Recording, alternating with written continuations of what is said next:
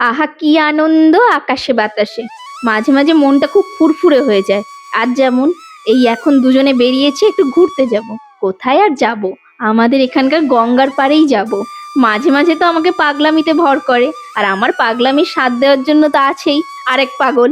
দুই পাগলে মিলে সোজা রাস্তায় না গিয়ে অনেক ঘুরে ঘুরে গ্রামের রাস্তা ধরে ধরে আমরা এখন যাচ্ছি গঙ্গার পাড়ে।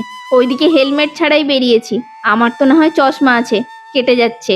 আর ওর চোখে এত বাতাস লাগছে চোখটা খুলেই রাখতে পারছে না। সে যাই হোক, আধ ঘন্টার রাস্তায় যে ঘুরে ঘুরে 1 ঘন্টাতে যাচ্ছি, এতে কিন্তু আমি খুব খুশি।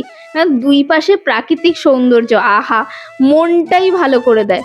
আর আমি তো প্রপার গ্রামের মেয়ে, মানে আমার কাছে প্রকৃতির রূপের থেকে আর কিছুই সুন্দর হতে পারে না।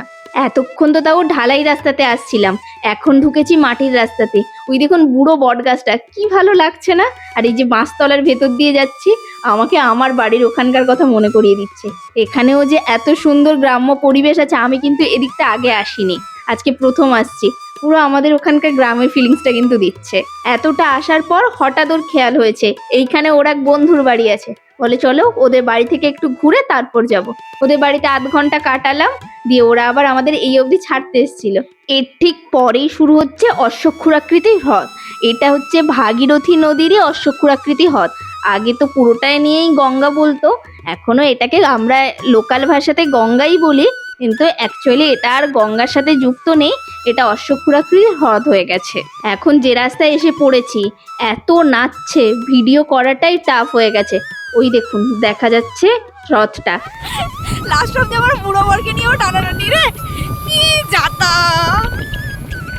এখানে একটা হাসির কাণ্ড হয়েছে। ওই যে মেয়েগুলো সাইকেল নিয়ে আসছিল দেখলেন, ওদের মধ্যে একটা মেয়ে আবার সৌরভকে দেখে বলছে, বাহ দারুণ হ্যান্ডসাম তো। আর কি বলবো, এইসব ছেলে মেয়েদের 9-10-এ পরে বড়জোর হবে। এই হ্রদটা আমাদের বাম দিকে থেকে গেল। এখন আমরা এই ক্ষেতের মাঝখান দিয়ে যে রাস্তাটা গেছে, এইটা দিয়ে মেন নদীর দিকে যাচ্ছি। আমার তো পিছনে বসে বেশ মজা লাগছে, কিন্তু যে চালাচ্ছে তার যা কষ্ট হচ্ছে এই রাস্তা দিয়ে চালাতে, আর মনে মনে আমাকে যা গালাগালি করছে। কি আর করা যাবে, বউর পাগলামিতে একটু সাথ দিতে গেলে এরকম ভোগান্তি একটু আধটু হয়, না হলে কি আর এত সুন্দর দৃশ্যগুলো উপভোগ করা যায়? এই যে সন্ধে হয়ে আসছে বলে গরু চড়িয়ে সব গরু নিয়ে বাড়ি ফিরছে, ওইদিকে হাল করে ট্রাক্টরগুলোও ফিরে আসছে। কেন তোমার কি?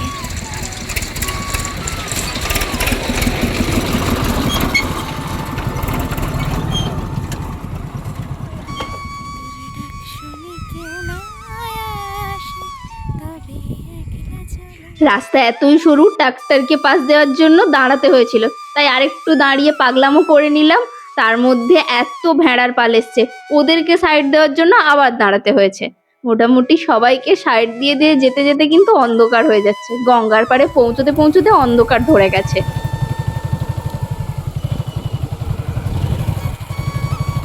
এখানে কোথায়?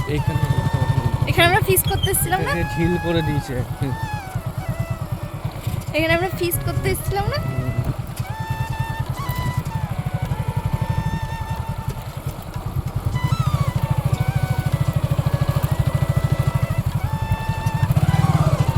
আজকে সূর্যাস্তটা দেখা গেল না, সূর্যই নেই, মেঘলা হয়ে গেছে।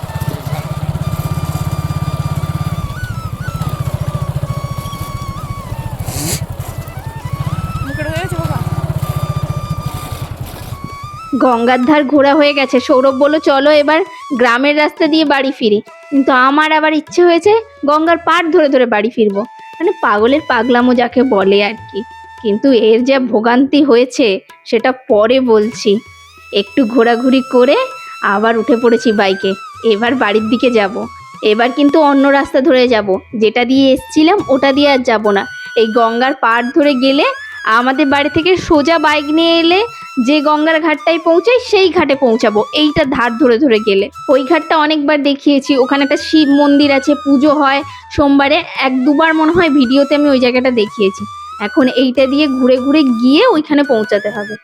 এই যে যা, সৌরভ রাস্তা ভুল করে ফেলেছে, আর রাস্তা খুঁজে পাচ্ছে না। এই তিল ক্ষেতের মাঝখান দিয়ে দিয়ে ঘুরে ঘুরে কি করে যাব জানি না। 2-4 জনকে জিজ্ঞেস করে ঠিক রাস্তাতে তো এসেছি গঙ্গার পাড়ে, কিন্তু ওনারা আর বলেনি যে এই গঙ্গার পাড়ে হচ্ছে পাড় বাঁধানোর কাজ হচ্ছে। সৌরভ এবার যা আমার উপর খেপেছে, খুব রিস্ক নিয়ে এটার উপর দিয়ে চালিয়ে যেতে হচ্ছে। আমি আর ভিডিও করতে পারছি না, এবার ভিডিও করলে আমাকে লাস্ট অব্দি পেটাতে না শুরু করে। রাস্তার অবস্থাটা দেখছেন, এখানে পাড় বাঁধানো হচ্ছে, নিচের সাইডে কিন্তু বালির বস্তা টস্তা দিয়ে সব রেডি করা আছে। এই যে এইটা দিয়ে নেমে পাট জমির ওপর দিয়ে কিন্তু ওকে হচ্ছে আজকে বাইক চালাতে হয়েছে। সেটা আর আমি ভিডিও করিনি, ভিডিও যদি করতে যেত আমাকে পেটাতো। মানে একদম এত নড়বড় করছিল, কোনো রকম ধরে ওটাতে চলে এসেছি। যাক, পরিচিত জায়গায় এবার চলে এসেছি। সৌরভ যে আজকে আমার উপর কি খেপেছে, আর কথাটা তো বলছে না, মুখ পুরো ভার হয়ে গেছে। এবার আমি ভিডিও বন্ধ করি, না হলে আমাকে ধরে মারবে। আজ তাহলে আসি, অসংখ্য ধন্যবাদ ভিডিওটি দেখার জন্য।